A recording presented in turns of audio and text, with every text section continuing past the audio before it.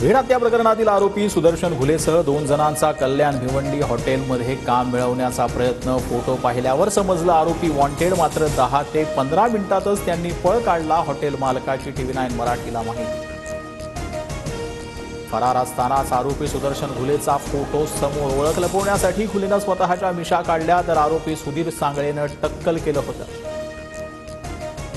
खंडणीसाठी मंत्री धनंजय मुंडेंच्या बंगल्यावर बैठक। सुदेश धस यांचा खळबळजनक आरोप। माहिती खोटी ठरल्यास राजकारण सोडेन धसांचं चॅलेंज। मुंडेंच्या राजीनाम्याचीही मागणी। महायुतीत दरी निर्माण झाल्यास सुरेश धस जबाबदार राहतील। मुख्यमंत्र्यांनी धसांना आवर घालावा। मुंडेंवरील आरोपांनंतर अमोल मिटकरी आक्रमक। देशमुखांच्या मारेकऱ्यांऐवजी विरोधकांकडून मुंडेंना जाणीवपूर्वक लक्ष्य केलं जात असल्याचा आरोप। पंकजांनी धनंजय मुंडेंच्या कार्यकर्त्यांकडून मला धमकीचे फोन। सामाजिक कार्यकर्ता अंजली दमानी यांचा गंभीर आरोप। धमकी देणाऱ्यावर गुन्हा दाखल करण्याची सरकारकडे मागणी।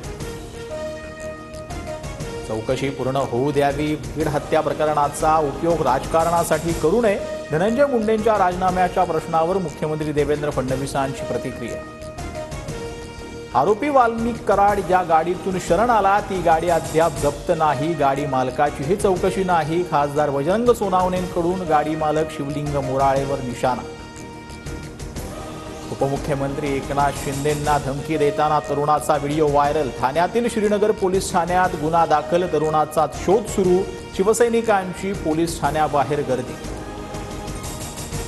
सारे भिकारी शिर्डीत जमा झाल्यानं मोफत अन्नछत्र बंद करा। भाजपचे माजी खासदार सुजय विखेंच्या वादग्रस्त विधानावरून साई भक्तांमध्ये संताप। सुजयचं विधान भावना दुखावणारं हे मान्य करतो। वडील राधाकृष्ण विखेंची कबुली। पुत्र मात्र भिकाऱ्यांवरून केलेल्या विधानावर ठाम।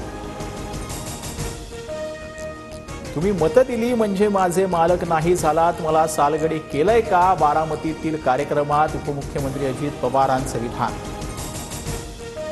मतदारांपेक्षा वैश्या बऱ्या। शिवसेना आमदार संजय गायकवाडांची जीभ घसरली। मतदार 2000 विकले गेले आहेत। बुलढाण्यातील जयपूर गावात कमी मतदान झाल्यानं आमदार संजय गायकवाडांचा संताप।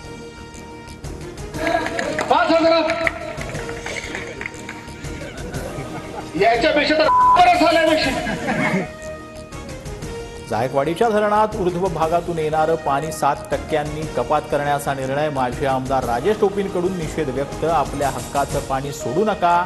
ठरावाला विरोध करण्याचं मराठवाड्याला आवाहन।